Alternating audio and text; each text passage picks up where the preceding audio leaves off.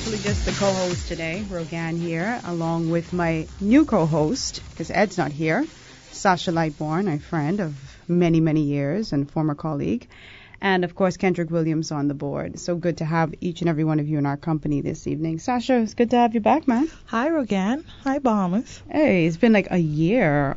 I want to say almost 2 years. Since I've been here? Yeah. It feels like a very long time. Ed's been coming on schedule, and and then I think we had Candy here for a couple episodes. Missed you, man. No problem. Anytime, Rogan. Yep, Anytime. Yeah, man. So it's really, really good. I am feeling very nauseous, so I'm going to try and make it through the show, but also very optimistic because I plan to win several $1 million tomorrow when I play this Mega Millions. Okay. My friend and I have a little contract going on because I'm going to be buying her ticket. Okay. Filling out the ticket. And if that happens, I'm going to get some money from that.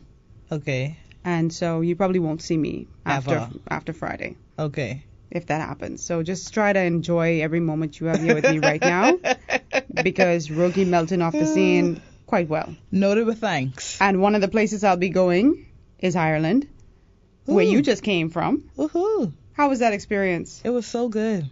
You went for how long now? Like 12 days. Mm-hmm. It was so good. It was so good just not to be... Let me rephrase that, because I don't want y'all to think that I don't love my country, which I do. I'm a Bahamian through and through. True. But it was excuse me, if you were Bahamian, you would say true and true, not through and through.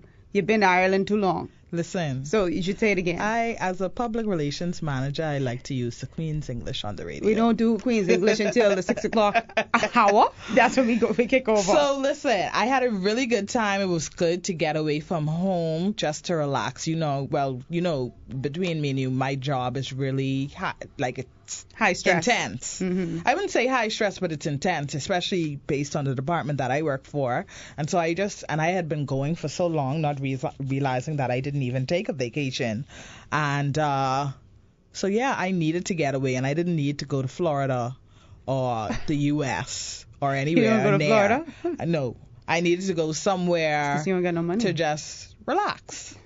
And go somewhere where I could experience a new culture, some new cuisine. Because for me, traveling for me is all about experiencing different kinds of cuisine. You know, I'm big, huge on food.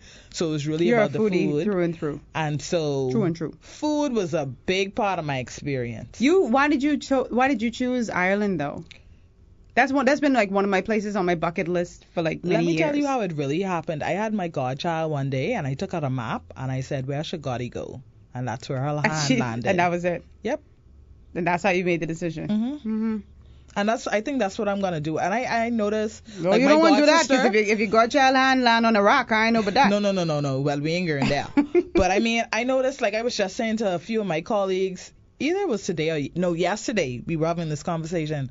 A lot of Bahamians seem to be traveling, our colleague Terrell just came back from Italy. I know. My godsister is in Italy right now. That. I had a coworker who went to Bali. People aren't. It seems as if Bahamians aren't doing just the United States anymore. People starting to get out now, and I think people starting to really travel. To vacation, I go into Florida. No, that's not a vacation wrong with for Florida, me. But and there's nothing wrong with that, mind you. Don't get me wrong, but I guess growing up, that was almost like a staple for my family every summer. Just to go right there. Just to go right there. Quick trip. It was an easy trip to, I guess, prepare for as a family. But as I got older, start getting more adventurous. Right. And so, based on my experience in Ireland, I've already started thinking about Greece, Australia. Definitely, I like tennis, so Australia is on my bucket list. But Greece, I want to do Italy and Spain. I want to do basically a world tour is what you're saying. Yeah. I'm just tired of the States. I mean, if I need to pick up some stuff, I could always stop over on my way. I feel like the Instagram life has contributed to that in the sense that, people are being so exposed. Social media in general, I think, has brought us a greater awareness of different places, and now it's that's an exotic location. Let me go and try that place, And then, my parents travel a lot. They've always traveled, and I always said, I kind of try to table my experiences after theirs, so they go Hawaii, and they just recently came back from Boston. I was like, why are you going to Boston? We just going to go, like we going. Yeah, well, that's so what you it's do. just like I want to be able to experience the world, and while I don't have any quote unquote real responsibilities, this is a perfect time for me to do it. I just never understood, I agree with that, because I don't quite get why people would just, I mean, beyond finances, if you can afford it. Right. I don't understand why you just limit yourself to just go into the States. It's a big, right. It's so great much old more world to out there. see in the world. And people, like, the people in Ireland were so nice. They was trying to figure out why I was there. You come all the way to from the Bahamas to be here? Yeah, and it was so cold. Like, it was already cold. In September. Yeah. Wait, when did you come back? September 17th. It was and it was cold. already chilly. Yeah, it was cold. It was Yeah. cold. Like, I had a couple summer dresses I had to throw on, like No. sweater and jacket with them. But they were really, really friendly. The food. Ireland is known for a lot of good seafood. Did you go to the Guinness factory and all that? I did go to the Guinness factory. I did go to, they have a really popular pub called Temple Bar. I went there. Obviously, they have I can't remember the name of the school. Like, they have one of the top 3 schools in the world. One of those prestigious. I don't want to put your business out there, but I just found this to be quite fascinating for me, that you went solo. Mm-hmm. You just hopped on a plane. Yep.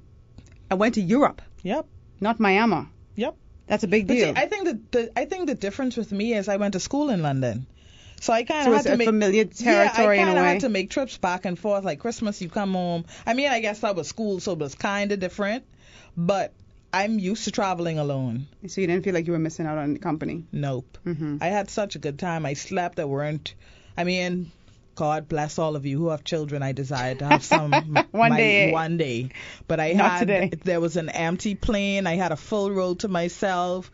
I had all the wine that I could drink. I had a pleasant experience in all of the airports that I went in. Yeah. No lines, no crying, That is one thing that's why I don't travel in the summer. Let me go in September, babies. Everyone's back to work, everybody's back to school, the airports are quieter, the airport workers are nicer, everybody is just zen. Yeah. So it was an awesome experience, and you know what? I encourage everybody to do it because I needed to reconnect with myself too, because I was just really, really tired amongst all of my regular job, the other stuff that I do, some personal projects that I'm working on. It just was becoming too much, and so I needed to get back to Sasha. Unwind and refocus. No, and man, you that's can't good. always do that. I mean, traveling in groups is nice, but everyone has to be on a schedule. Like if I woke up 12 o'clock in Ireland, I woke up 12 o'clock and I was okay. I think it's benefit in doing both. I don't have a problem. That's one thing about me, because sometimes it's so difficult to coordinate schedules with other people. Right. And it's like, or sometimes, you don't want to do what they're doing. Right. You don't want to go to this place, right. Where they're going. You just want to go and have a good time. But I see the benefit in doing both, because sometimes, I'm not going to lie to you, when I travel alone, I wish there was somebody else there to take photos with and really enjoy the experience. Oh, I took plenty photos. I had plenty of people around me. I ain't trusting nobody to hold my camera, boss. Could you take my photo? The people in Ireland were very nice. Yeah. So I took a lot of photos. I didn't have that problem. And then, just have to have a sociable spirit. Well, you're a social butterfly. Right. I'm more of an introvert, so that ain't gonna work for me. I go hold up that phone and try to get my selfies and be about my business. But no, I'm happy for you though. So hopefully not hopefully, when I win this money tomorrow, I'll be able to go and do my world tour. My heart and my prayers and my condolences goes out to those victims in the Florida Panhandle. We had an 11-year-old girl. This is from the hurricane.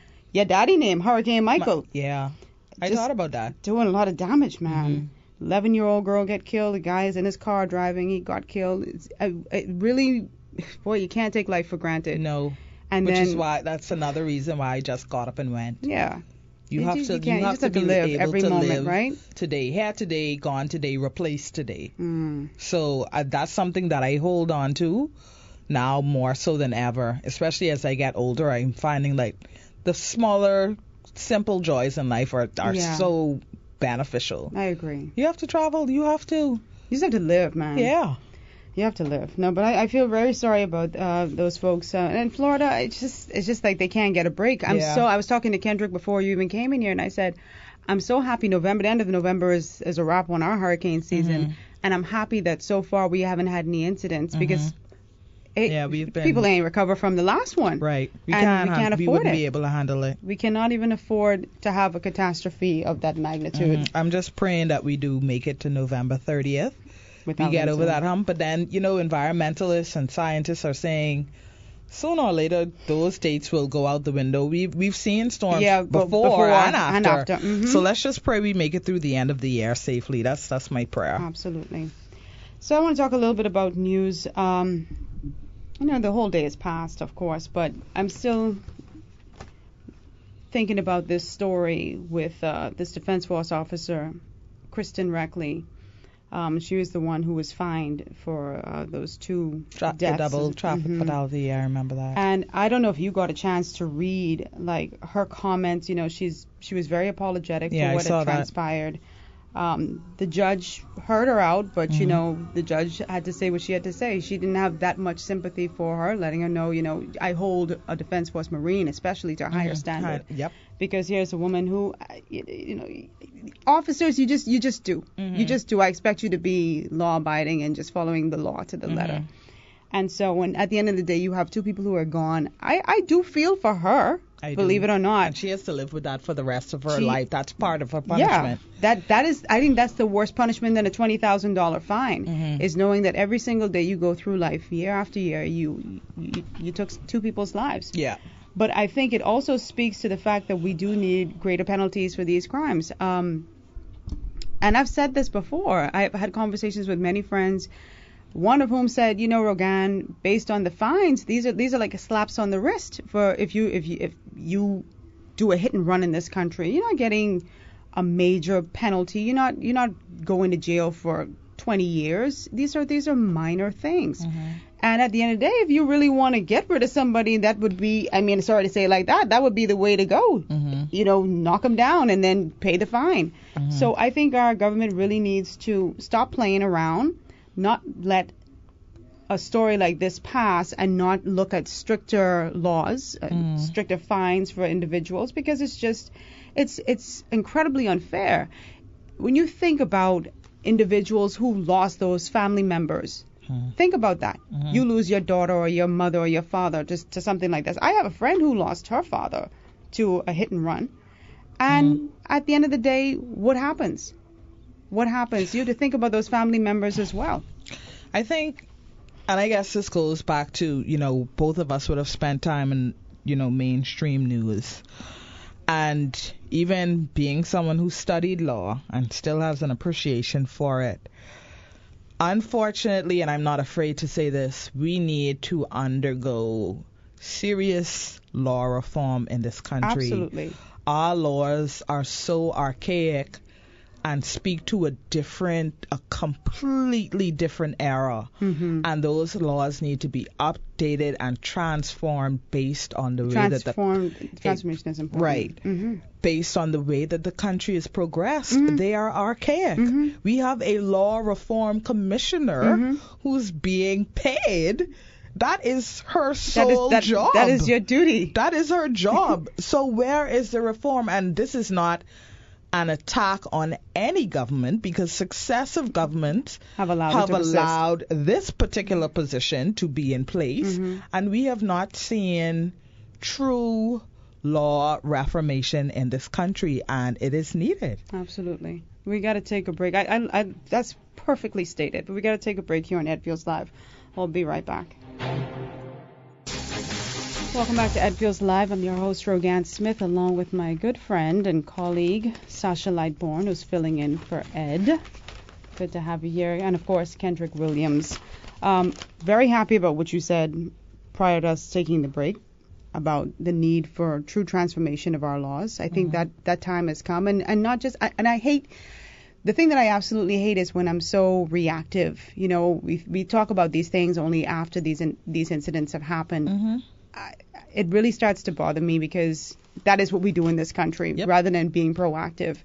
I really would hate to see somebody else die via a hit and run, or even a traffic accident, something that happens and nothing comes of it. And when I say nothing comes of it, nothing major comes of it. Right. Because I'm so sorry, and I do feel for this lady. I do. because I know that's a lot of guilt on our hands, but at the end of the day, too, there's still 2 families without their relatives. Right. And so we got to step that up. Another story that really, I don't know how to react to this. I think laughter was the first thing that I thought. And it's so funny because you did the same thing. Was a story in today's Tribune about this evicted mother and daughter that were fined after returning to their former home. So I'm sure you've been following the trials and tribulations over at the Bahamas Mortgage Corporation and the fact that they have had to evict so many Bahamians because the people didn't want to pay. They get the mortgage for the house, they're living in the house, and then all of a sudden they decide, not paying.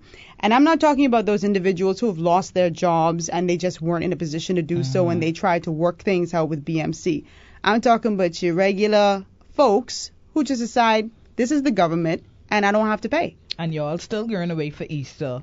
Y'all still going away in a few weeks for Black Friday, but can't pay your bills. Absolutely. Doesn't make sense to me. I mean, Bahamians, that's why I always tell people Bahamians have money for what they want. What they want it for. I always look at our holidays, always look at the traffic in the airport, and I'm just like, this same person I'm going to see talking about they ain't got no job and they have 2 mouths to feed, but yet going away for the East. I mean, I can't really speak to anyone's pocket, but I'm just so amazed by my people sometimes that, we cry wolf and at the same time, cry for 'em out. you going away, you going out, you on the fry every Sunday. John Canoe come in, you got a costume, you got a pace, but you can't pay your bills. It doesn't make sense to me. Absolutely. I can't tell you how many times I've been inside of stores. I was in a boutique last year. I'll never forget it.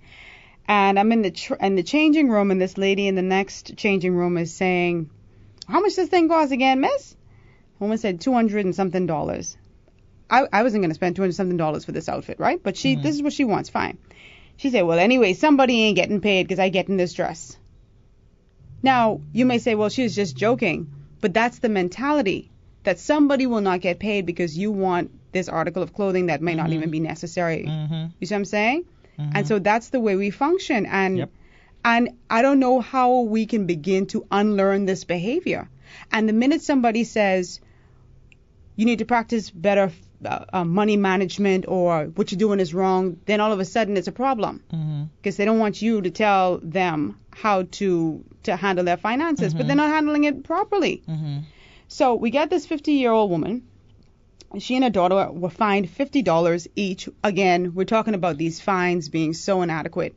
So you broke into a house that you were evicted from the Bahamas Mortgage Corporation, and you decide to go back inside, and you get a slap on the wrist with a $50 fine? I'm taken aback because that particular judge, I know her to be a no-nonsense person, and I probably shouldn't even blame her because judges are confined to the laws absolutely of the country, so they can only implement what's on the book. So it's probably not even her. Yeah, no. The fine isn't the fine. Again, this is why I'm saying the need for law reform and the need for these fines to be adjusted. Because you're right, the magistrate can't do anything beyond what the law dictates. Right. So it's just the fact that it's a $50 fine for breaking back inside. Yeah, I get back to my house. You might say you could fine me $50 for the next few weeks. I guarantee. So let me read this real quick. So the magistrate was Vogt Evans. So is it Carolyn Vogt Evans? So it said the lady was in discussions with the corporation from 2011 to 2016, and she also said corporation officials asked her to come up with $20,000 towards her mortgage from 2015. Magistrate Vogt Evans, it's funny, he said, and you ain't come up with that between then and now?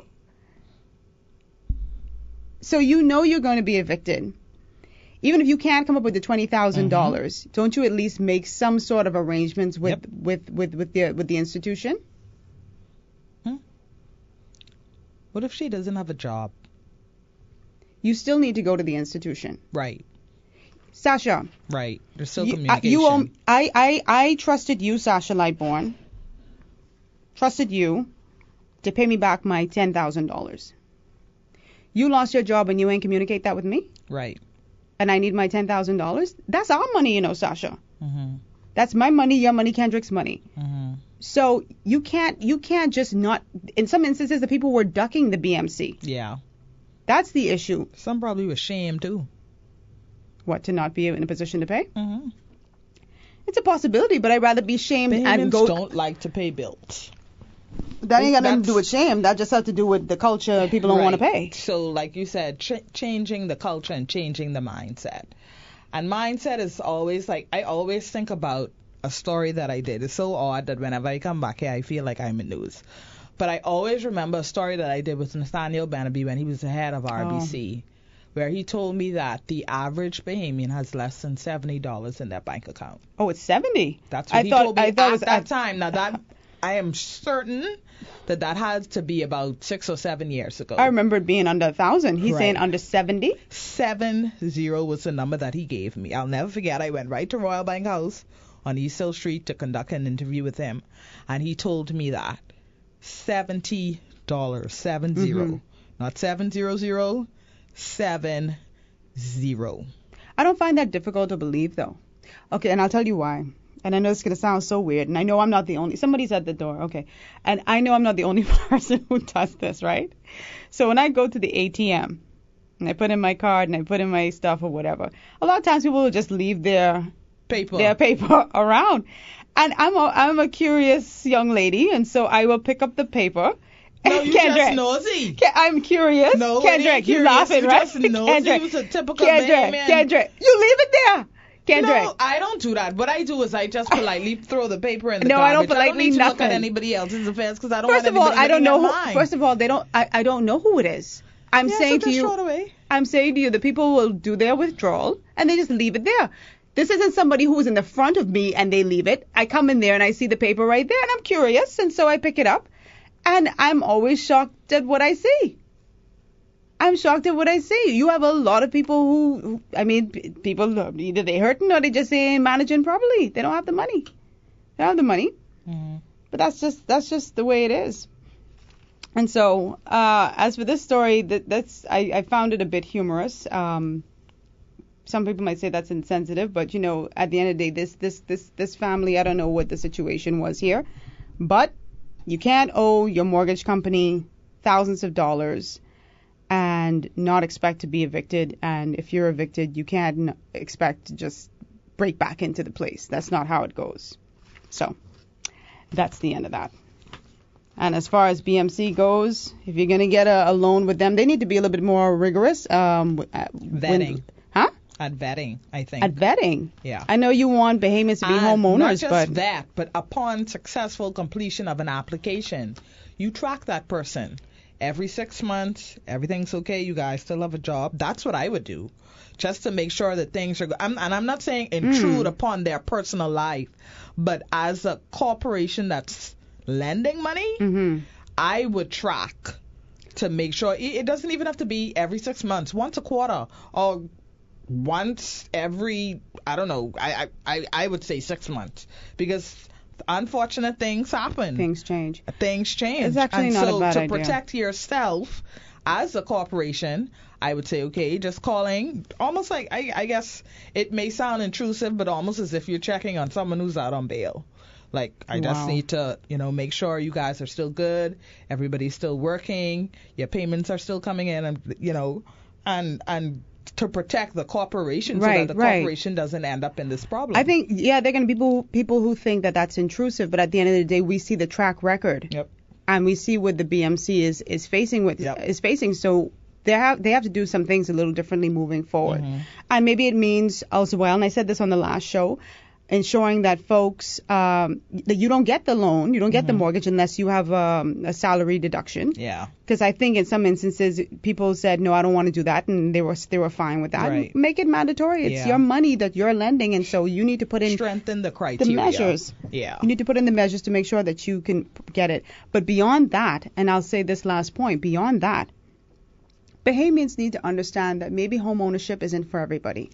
I was going to say that. It's think not the for most everybody. popular, one of our popular sayings comes to mind. We like to keep up with the Joneses. You don't have to. You don't have to be a homeowner. Nope. You could rent. Yep.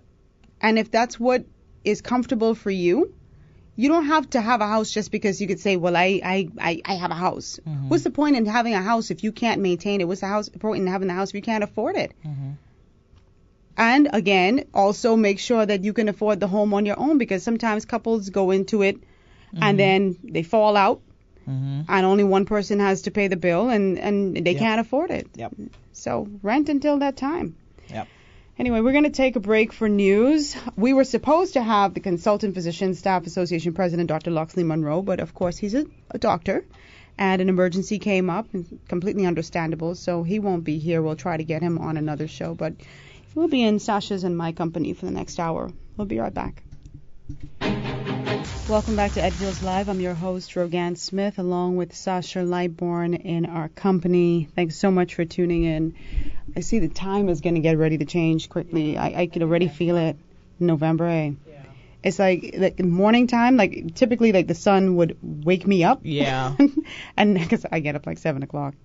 But, and I know you're probably like, what, a 5 o'clock woman? Yeah. Yeah, that's That's my devotion time. Oh, that's and then my devotion time. jogging time after that. You go jogging every morning? Not every morning, but I should be every morning, but every other morning, at least 4 times a week. For how long? Like an hour? 30 minutes. I try to do like 2-3 miles, a minimum of 2 miles. You tracking your miles? Fitbit. Since when? For a while, I've been more consistent this year. Very consistent. Because I eat a lot of food, Rogan. I gotta try at least stay somewhat in shape. For those who don't know, Sasha's the host and the creator of Happy Foods 242. So what, every week you at a new spot gobbling down? Right now we on a break. So, not to plug it, but we're getting ready for season 10, which is going to be awesome. And so I'm getting ready to shoot that, which will be coming up in November. Then Christmas, you can't tell nobody no. Every house I go to, here, I have a plate. Of course I ain't saying no. So I go Christmas the holidays are the best time of the year for food. Like there's so much food. Yeah. Like you just can't say, and that's not me being gluttonous, as the old people would say. But I try not to hurt anybody's feelings. So if you take the food and get home, put it in the fridge.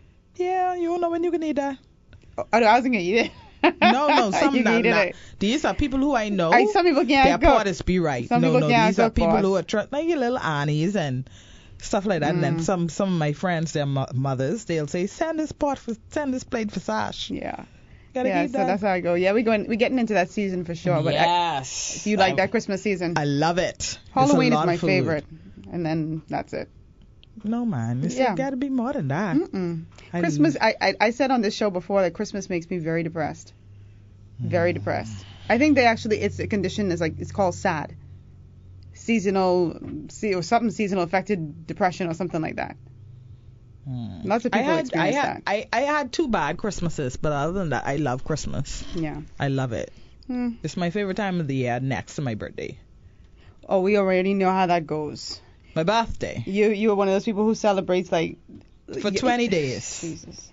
It's so annoying. It's so annoying. But anyway, You but only live once, that's a Rogan. Sasha It's thing. only me. Like You live once? You we live just every talked about day you live. We just talked about just celebrating life, living life to the fullest. Here today, gone today, replaced today. You have to be able to live, and as long as the Lord would have it that I see my birthday every year, I'm going to celebrate that birthday as if it will never ever come again. Yeah. Well, I applaud you. Yeah. Next year when I have the big milestone, then I'll go all out. Yeah, 70th, I will My be there. 70th, you will be there. You better I'll be there. I wanted to talk to you about this controversy with the Prime Minister taking a lot of heat for his comments about his Bahamas First comment. And this is, of course, following that earthquake in Haiti. A lot of people weren't too happy about Dr. Minnis's response when folks were asking how is the Bahamas going to step in to assist Haiti, our brothers and sisters. And he's like, right now my focus is the Bahamas first. Christian Council, not too pleased with that. I see Frederick McAlpine, one of his own party members, saying, we have to be a little bit more compassionate, even though, the Bahamas is the focus. So I just wanted to get your thoughts on that. Well, has McAlpine really been, supportive of what his party has done so far? It doesn't seem so. And I kind of like that about him, that he hasn't just toed the lines just because. But I look at this from 2 sides. I look at this from a side where he would have said something about, Dominica. Yeah. Right. And so I remember his statements and the teary-eyedness in the House of Assembly. Mm-hmm. And then this incident happens over the week. And I always try to channel my own self, because even as being a public relations manager for a major company, we had to take an approach to this too. And I would have cautioned our executives, this is a sensitive situation. Everything has to be worded so carefully. Like, even though it was only a matter of us writing maybe 5 or 6 sentences, those 5 or 6 sentences could make or break us, right, as a company. So then I put myself in his situation. This man is the head of our country, and he has to be so careful as to the words that come out of his mouth. And understand, too, that the words that you're saying in the Bahamas don't stay in the Bahamas. Right, because I even heard a report from my very good friend, my brother, former colleague Kyle Walking, and in his story, he had a colleague, I guess a fellow journalist from Miami, who would have referenced the Prime Minister's comments in the past and these ones. And this person is a person covering the story, and she is in Haiti. And I just found it so interesting. And we were just talking about how social media has, transformed so much in the world, not just from a traveling perspective, but news is not the news that we knew in the past. Yeah. Like, you say something today, and in 30 seconds, someone is going to pick that up. And so I always I wonder whether, and I respect the Prime Minister in his role, and I wonder whether he is being properly briefed from a public relations and communication standpoint. But Sasha, as the leader of this country. But let me stop you there. Do you need to be briefed on how to be compassionate? Prime Minister Dr. Hubert Minnis stood before the Bahamian people not too long ago and criticized Bahamians who had a problem with the Dominicans. Okay? He cried shame on those Bahamians. My words, not his, but he cried shame on those Bahamians for the stance that they took, saying that we had to look out for our brothers and our sisters in the region. Okay? And then you turn around. Haiti has been hit with one disaster after the next. Okay? They're not in a good state. And so even if the Bahamas isn't in a position to give in a financial capacity, we don't have the capacity to give funds, there's still a way to say, our thoughts and our prayers are with them. We empathize with what they're going through. There are things you can say just from a human standpoint, just on a compassionate level. But to say, when asked, hey, are we going to be assisting Haiti, and we have a high Haitian population in this country, right now my focus is the Bahamas. Bahamians first, or Bahamas first. That's always going to be your focus. But you have to be very careful in the things that you're saying as well. And that's the main part of my point. I just think that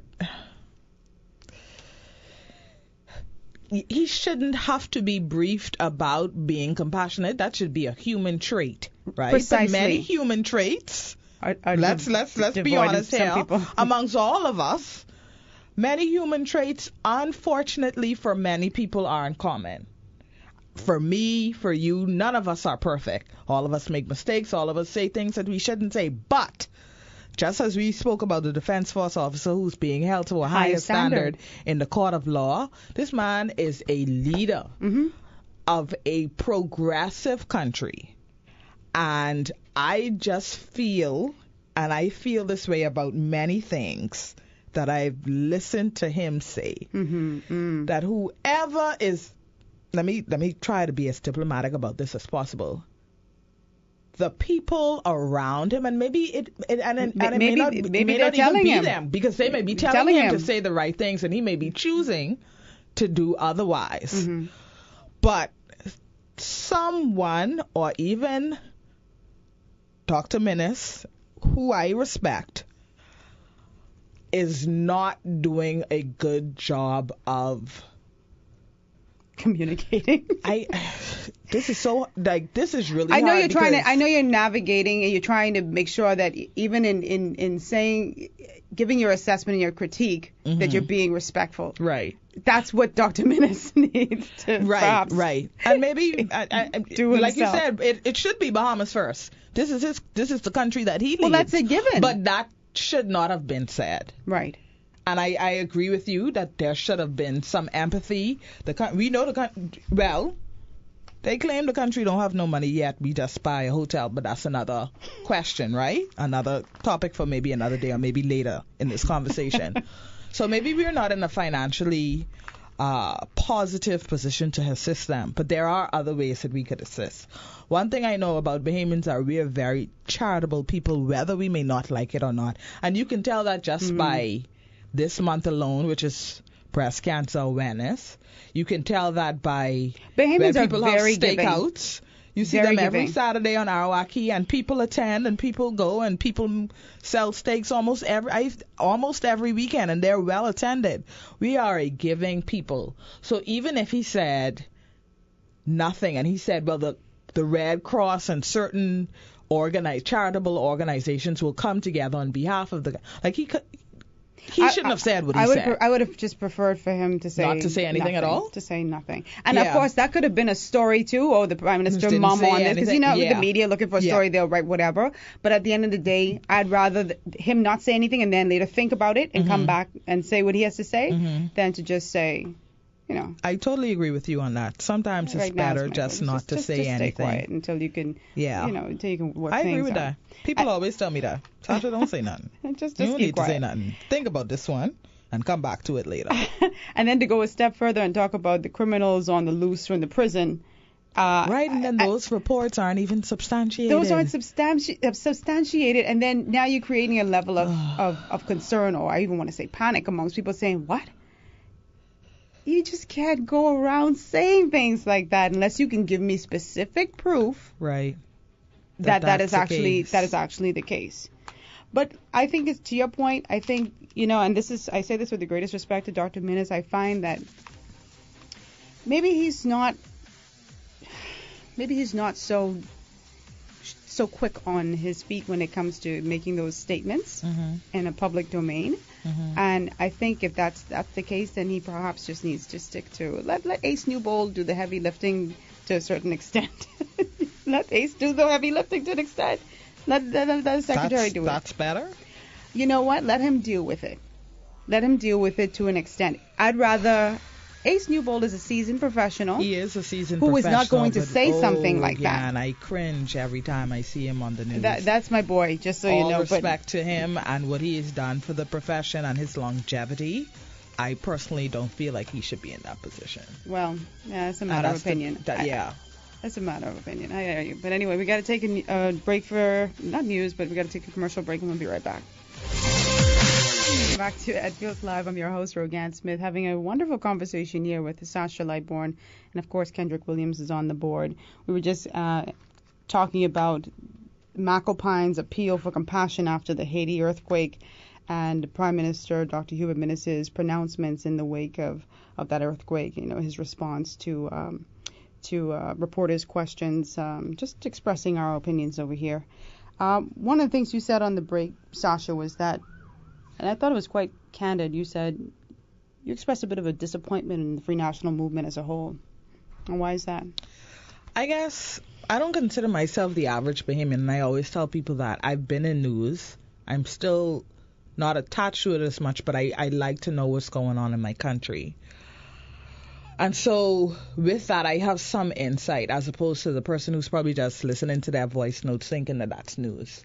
Or someone who probably just watches the news for 10 minutes and then switches over to an American network. Like, I sit down and I watch the news because I want to be informed so I can have a discussion like this. I also worked for the VAT department. So I also That's right. have I almost intel forgot about that. for several years. In fact, I was a part of the team that introduced VAT. That's very, very significant to me for several reasons, because I hate numbers. That's the first thing. And two, I got to see how the government really works.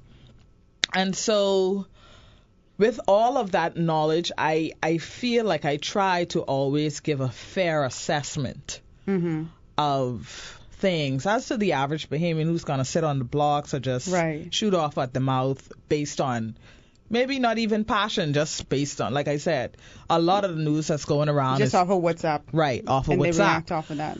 So, but you feel you can be fair in your assessment. Right. And so I would have said I'm not sure whether they've accomplished much. And then you reminded me about the finances, and I know that VAT, I know some intel around that, and VAT has now increased to 12%.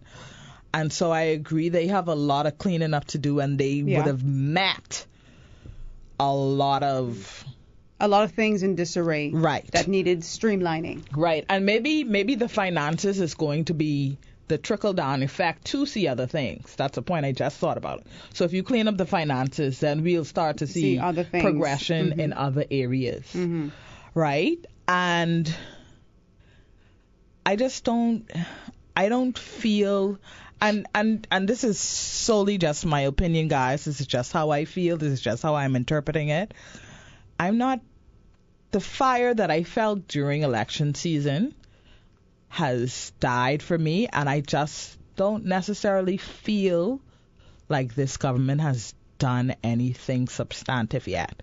And I'm always the kind of person, I stand always to be corrected, right? And I'm always open to people proving me wrong, actually. But I've seen so much hurt, and being in my position, I was in Bimini last week. We gave some school, the high school there, some computers, and the children there were the tears in their eyes, Rogan. Like, for me to get a computer, it's just like, oh, just another thing I need to get a computer. But for them, that's their connection to the world. Bimini, North Bimini, is 12 minutes maybe driving on the golf cart from one end to the next. That is a simple fix to give each child in that community a computer, or that school computers, to empower them as an MP, as an island administrator. To put computers in their classroom is to empower them and connect them to the world. But it's easier I'm sorry to say it like this, it's much easier for a private company to dig in its coffers and decide that they want to support one school and give a school computers versus a cash-strapped government, isn't it? I think we have to be fair in our assessments. I'm not going to ever put a private company up and its capabilities up against what the government can do. I think there's a need to be fair in that regard. You see what I'm saying? And how do you then cherry pick which school you're assisting? But one of the things you said was, it's true. You had such great expectations during the campaign. Yeah, the campaign trail is a beast unto itself, and the whole purpose is to rally people so that they choose that party.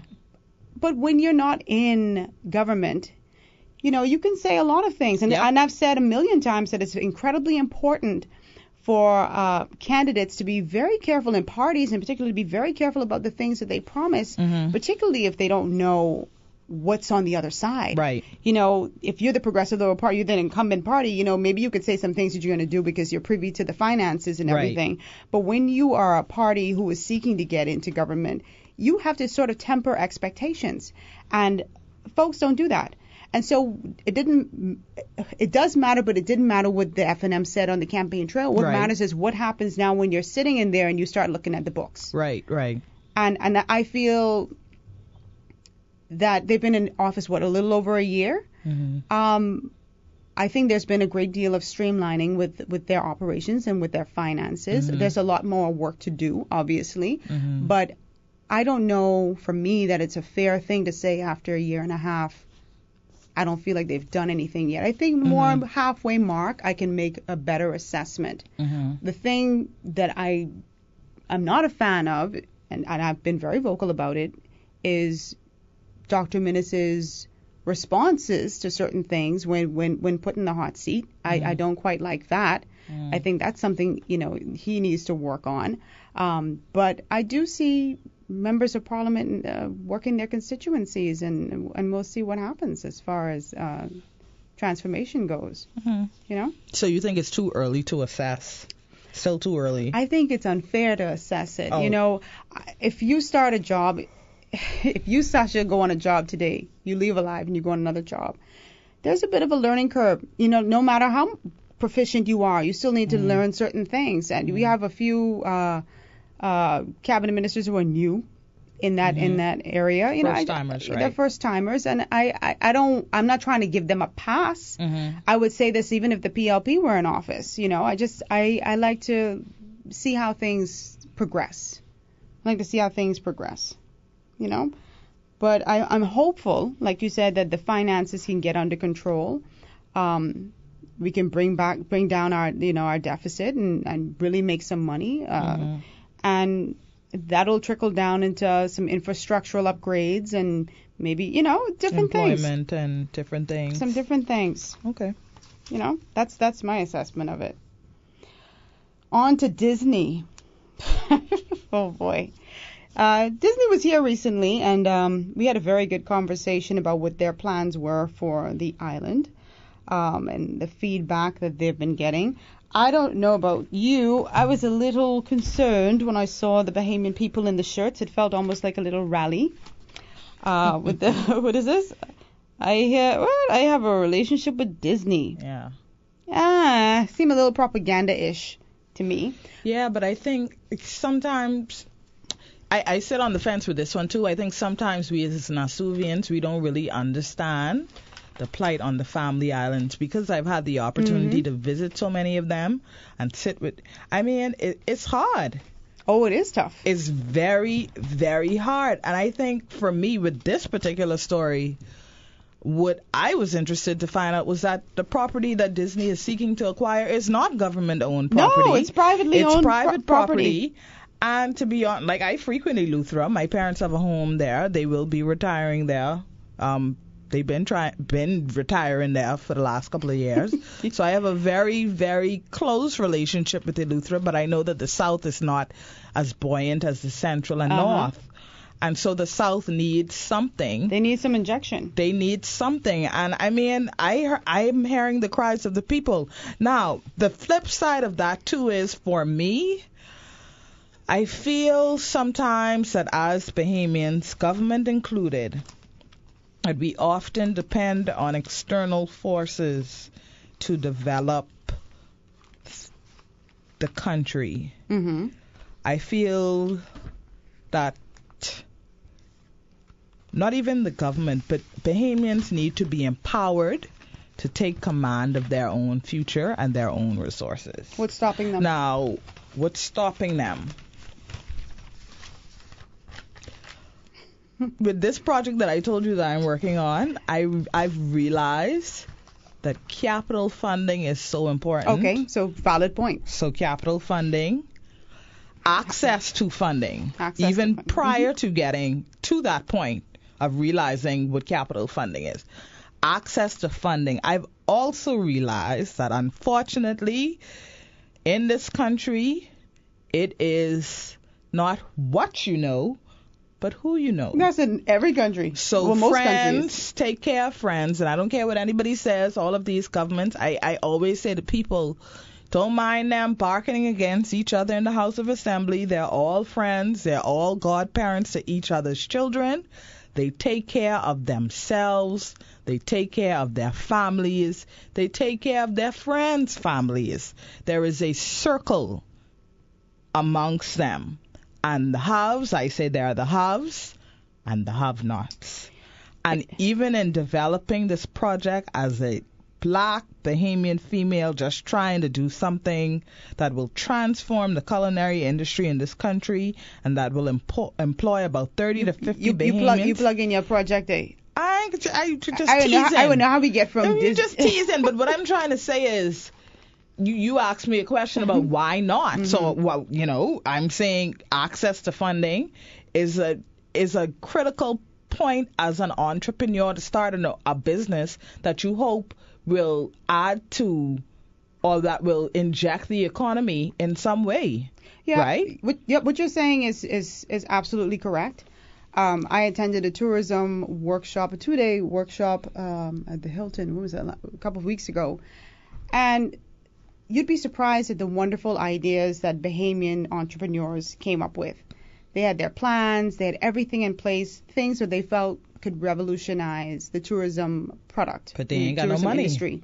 And at the end of the day, the people say, "Ooh, I want to do this and I want to do that, but I get the money. Mm-hmm. I don't have the money. I don't have the access, and the banks won't loan me this money." Mm-hmm. And BDB, it's basically a bank of last resort. Mm-hmm. It's difficult to find the capital to fuel my dreams. Mm-hmm. And it's the same cry year after year, and so something has to be done.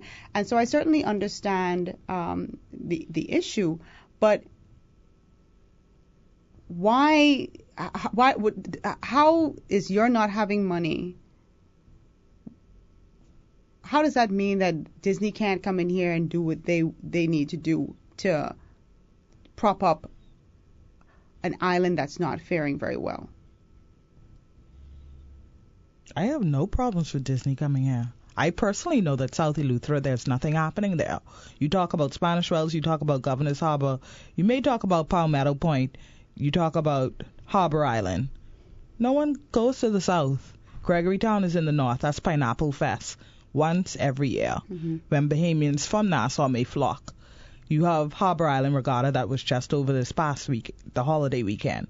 The Bahamians may flock then. What else is happening on that island? Nothing else. And those Lutherans don't want to come to Nassau to work. They want to stay, and they shouldn't have to. And I think like I was saying originally, we as Nassauvians can't appreciate what their groceries are 10 times as high, and we complain here about our grocery prices. We complain about our gas prices, but when I go to Governor's Harbor and I rent a car, which is probably going to cost me $70 a day, and I have to put gas in that car, that gas isn't $4.99. That gas is about $7.99. So I think, we're looking at the political picture. I don't think it has anything to do with politics. That part of the island needs the people clearly want it. They clearly want it. Unfortunately, in many cases, like you said, there are a lot of entrepreneurs. There are many farmers in Eleuthera. I learned that through PAMSI. We have a good relationship with PAMSI. There are many, but they have to have the right equipment to get their stuff to Nassau. Hope it don't spoil when it get here. People stealing and robbing and thieving, because that's what we do. And by the time they get any profit back from Nassau, it's next to nothing. Right. And so I don't have any problem with them coming. My thing too, though, is sometimes we're just always so reliant. And I guess if it's a sure thing and it could come in and give you a quick benefit, then I can understand why a government would jump at the chance to do it. Right. I mean, yes, empowering Bahamians is a great thing. Yes, having Bahamians who want to develop their island and provide opportunities and jobs, those are great things. What is the timeline on that versus a Disney pulling up and offloading and saying, here, see these thousands of customers every single week. And there's a spin-off benefit to you as a vendor, as a taxi driver, as a tour operator, as whatever it is that you do in Eleuthera. Those are the benefits. Yep. I always question, I'm big on the environment, very, very, very concerned about, the footprint on a beautiful island like Eleuthera. Nassau, we get we get eye issues. But the family islands, I love to keep those areas protected.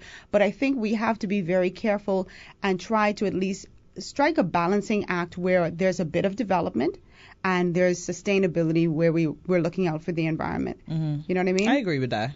So I agree with that. I just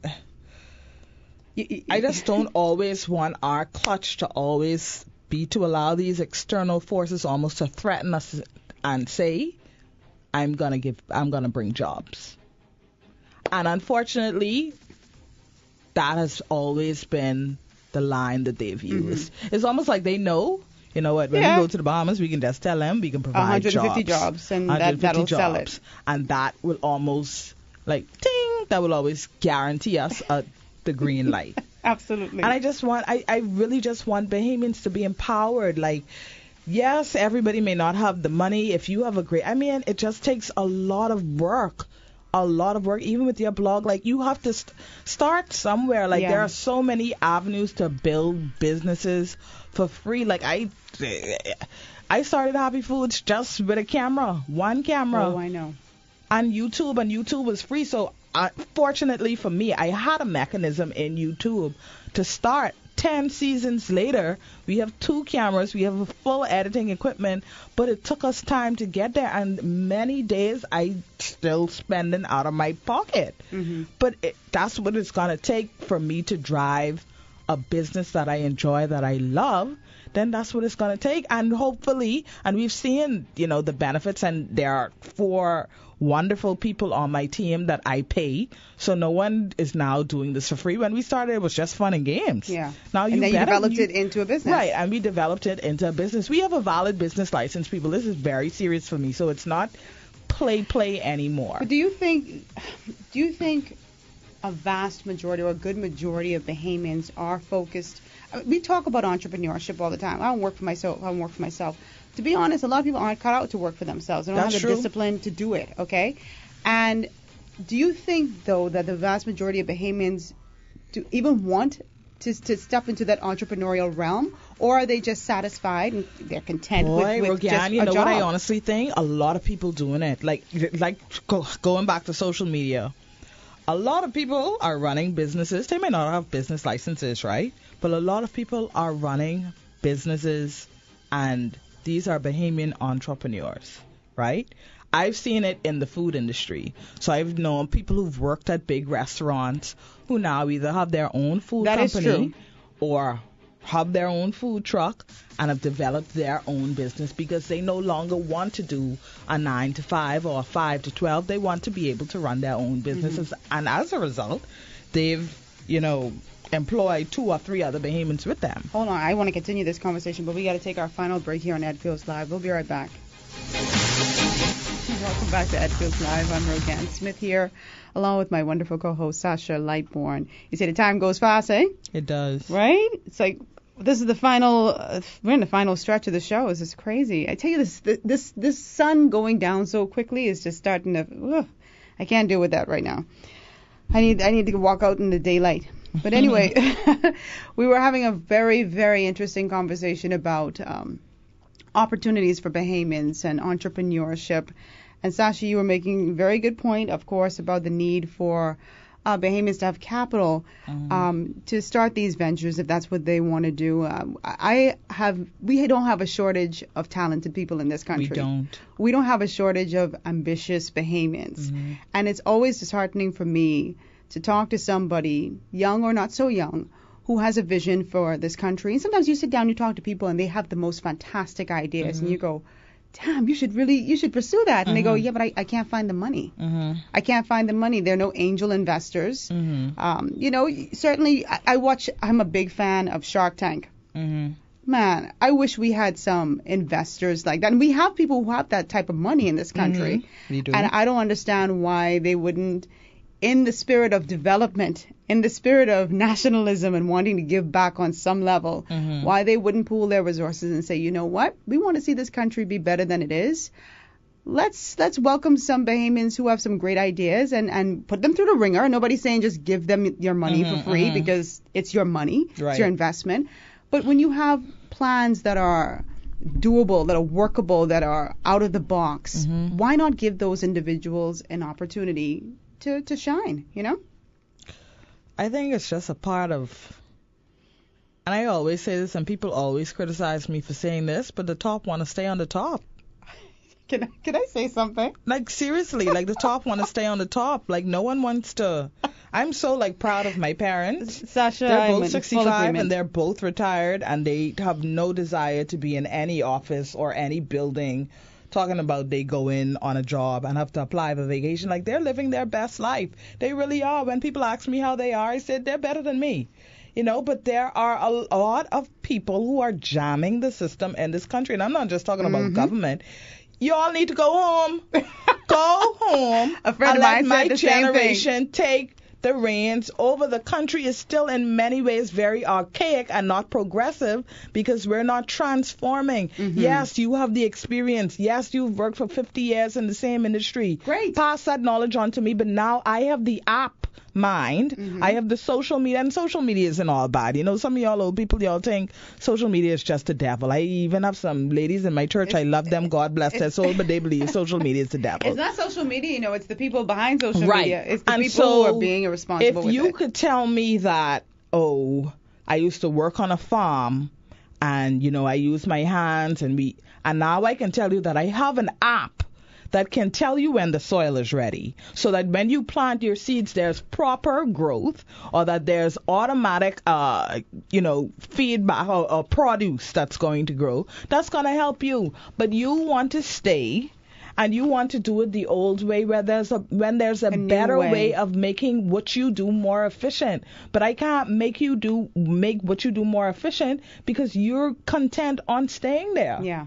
And unfortunately, that is how it is. Passing the baton. So I always tell people, I do a lot of public speaking with a lot of young people, make your own lane. Yeah. If you are not prepared to toe the line, and just wait till some of these people die, because that's what it's going to retire. take. Yeah. And then retiring. So that's why until some of these people die or there's some unfortunate event, God forbid, you have to make your own lane. We see that in a lot of industries and a lot of companies where, listen, the folks don't want to go home, okay?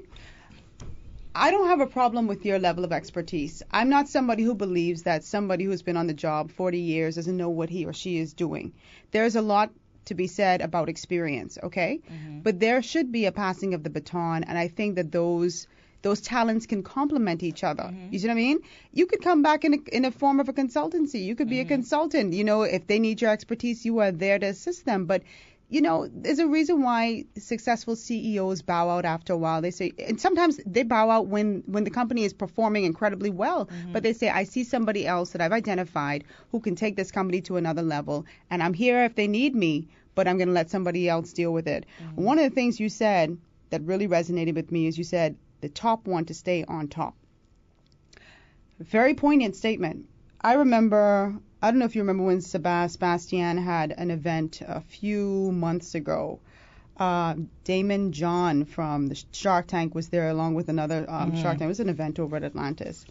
And I remember Mr. Bastian's speech. I think I remember that more than anybody else's speech, to be honest with you. And one of the things that he said was, there are people in this country who are content to be driving on the highway, and this is, of course, you know, this is his analogy, and they have all these lanes open up, but they only want about 4 or 5 cars on it. Even though the lanes can accommodate way more traffic, they can accommodate way more cars, they only want it for themselves. And he said those people need to get off on the next exit. I couldn't agree with that more. And he said there are people who will begrudge him for what he has. He says, I don't begrudge you. If you make your $1 million, you make your $2 million, go. I'm happy for you. Go and get that. Just don't begrudge me. You see what I'm saying? And I think that is the problem in this country. Rather than us complimenting each other, rather than us assisting each other, to pulling each other up to be the next leaders or to make money and to just to assist one another, we are content keeping it like this with my arms folded. This is all mine. This is mine. And if you're not a part of my circle, you can't get in. You can't get it. And who are you to think you can get it? You see the same circles. You see the same people. And I'm not just talking politics, because politics is a part of it. But the same people in the same finance industry. You see the same people in politics. The same last names and the same faces. You see the last names. You see the people who are getting honored. You see the same last names. And so that's why I'm saying, like, it is what it is. But guess what? You don't have to be... you don't have to die as a result. Make your own lane and go for gold. And it may require, if it is that you have a project, it may require you spending your own money. It may require taking sandwiches to work and not going to Cafe Matisse like me. I like to go there. But if I gotta not have to go there for a month because I know that I have a dream, and at the end of the day, I don't know what the final product will look like, but I need to start somewhere, then that's what I'm gonna have to do. A lot of people too don't realize that entrepreneurship as well is about passion and drive. And if you're someone that's going to get raked over the coals because someone says it's not going to work, or you get one bad bit of information, and you say, this ain't for me. You say this ain't for me. Then maybe this ain't for you. Right. Then you're not cut out to be an entrepreneur because there are probably more bad days than there are good days. Absolutely. And so I just feel like Bahamians are very strong people, very, very, and we have very unique characteristics, and we're resilient. There's so much about us. Sometimes I feel like it's about self-empowerment, and that goes back to so many different things, because in this country we also have a lot of different social ills. So we can't negate the fact that some people aren't brought up in a good home. I'm just always grateful that the good Lord saw it, that my parents are still married, that I grew up in a pretty decent home, that I have good foundation, I have a sound mind, I got some really good education, I was blessed to be in good jobs with a lot of people who mentored me. But there are some people who don't have that. Right. And so you have to be able to remember that a lot of people don't have what you have, but then there are a lot of people who came from the trenches and they're doing pretty well. Yeah. People who didn't have as much as you had, and they still they rose, and to so prominence. Sometimes it's just about, you just gotta empower yourself. Like, look, Pete ain't gonna do it for you, Paul ain't gonna do it for you, the boys down on Bay Street ain't gonna do it for you. I have to do it for myself, and it may start out slow and it may be hard, and you're gonna have a lot of nights when you cry, but then at the end of the day, the project or the end product will be so beautiful. I think what Bahamians also need to understand too is that you have to be willing to go another route, in the sense that if you have a business that you truly believe in, you strongly believe in it, and you're like, this could really revolutionize my industry, whatever, the Bahamas could benefit from this, and capital is a problem, you can't find the funding, you're going to have to probably self-fund. You're going to have to say, okay, you know what, even though I wanted my business up and running next year, I might have to push that back a bit and just save every single dollar that I get so that I could fund my own dream. You can't come in it with nothing. It's like when you go in to get a mortgage. The banks want a minimum of 10%. Some banks want 20%. You know why? They want to see that you have skin in the game. Okay? And if you believe very strongly in something, I would imagine that you'd want to have skin in the game and say, listen, hey, bankers or here, whatever, here's my money. And even if you don't get the funding from them, at least you have a starting point. And so we have to stop. I'm not a business owner yet. So I can't relate to every single challenge that they've got, but I'm a person who is very observant. And when I talk to people and they say, well, I don't have any money for my business, I just want somebody to give, it just doesn't make sense to me. I would think that you would want to have some skin in the game. And it feels so much better when you do it yourself, and when you do it the right way, which is often the hardest way. It feels so much better, and that probably sounds so scary for so many people who may be listening. But I'll give you a perfect example. Tasty Teas, which now is on. Oh my gosh. Is that? Wow. I can't remember the name of the street. But anyway, JJ started his business selling tea from a tent on the trunk. The trunk of their car. The trunk of their car. You got to go way back. Paul Track. That's correct. That's where they started. I remember them from there. JJ is now in a building getting almost, I guess, I would say nearly 100 to 200 tourists on a good ship day. And he's doing really well. And they started with nothing, just with an idea to sell different kind of local Bahamian teas that they've now packaged in a beautiful package. And he had to go to food festivals, and now he chooses when he needs to go to a food festival, and he's doing really well. The boy just won a Bahamian Icon Award. I was sitting right next to him. And his story is phenomenal, and his story is one of many. Oh, yeah. And it started with a tent and a car, and people just used to come. And that, I'm sure many Saturdays he would have rathered doing something else, hanging out with his friends, but he decided to sit under a tent with no air conditioning with his mom and sold tea. Yeah.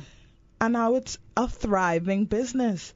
And people don't see that side of the story. And that's why I said you have to be willing to do it the right way, which is often the hardest way, but is the most beneficial way, And the because most when you get to rewarding. the end of the story, nothing is more gratifying than knowing that you've come this far. Absolutely. Nothing. Beyond JJ, one of the friends to our show, Chef Kevin Culmer from Tropical Gyros, I was first Yeah. introduced to him at the IAAF. My brother and I went there to see Bolt perform, to see Bolt run. Mm-hmm. And just walking around the parking lot, and everybody's selling the same thing: Frankfurter, Mm-hmm. hamburger, Mm-hmm. fried chicken, French fries, hot dog, same thing. And we walked up to this gentleman's stall, and he's making gyros, Mm-hmm. and they got pineapple in it and mango and all. Yeah, That he's really was good. really different, right? Yeah. From the parking lot of the National Stadium, and now he has a storefront and expanding rapidly. And I'm sure he wouldn't have a problem with me saying this. And he employs Bahamians. Mhm. He's very progressive. Mhm. And then again, the problem again is funding Mm-hmm. to just take his business to the next level. And we have to be supportive, because when I open a business, or and I'm just speaking hypothetically, I open my business and then I'm going to employ 20 to 30 Bahamians, and then you know what y'all gonna come and do? Instead of seeing it as an opportunity, y'all gonna try thief from me. Teeth from me. We need to be Sasha, supportive thanks for of saying each it. other. Like, that's how we crack the cycle. I start a business, it's good, everybody's making money, and then you decide to turn take around. $2 here. And then you see And the it business escalates. doing well. So you take another $2 another day. And then you take another $2 another day. And then you probably going to tell John, who Hey. you know have a bad head, look, the truck has come around 10 o'clock every third Wednesday in the month. So what you may want to do, and then this way they go this way. Like, we have to be able to break that psyche. We can't complain about people bringing foreigners in Exactly. when we ain't the best. We're And not I the love best Bahamians. either. I love No, us to but you death. call a spade But a y'all spade. have to do. My friend always tells me this at work, and I often laugh at her, but it's so true. She always says, Sasha, be better than they. They can represent, they may not even represent a physical person. Be better than they and do better. Absolutely. Be better than they. Absolutely. I think that is a perfect place to end the show. Sasha? I'm always Sasha. available. I always. The teachers them told me I used to talk too much. My mother has all the report you cards, talk. kindergarten to grade 12. Say talk too much. I just recently told my mother, now I'm getting paid to talk. Look how life works. It's just God. I'm always available for. Well, like I told a colleague of yours yesterday, I do anything for you, Rogan. Thank so you, darling. not a same problem. here, and same here. Thank you so much, Sasha. Thank you so much, Kendrick. And a happy birthday in advance to Eddie. He'll be celebrating on the 13th. That's 2 days, eh? Today's the 11th. So happy birthday to him, and we'll see what happens on Monday. Everybody be safe, and we'll see you guys next week. Take care.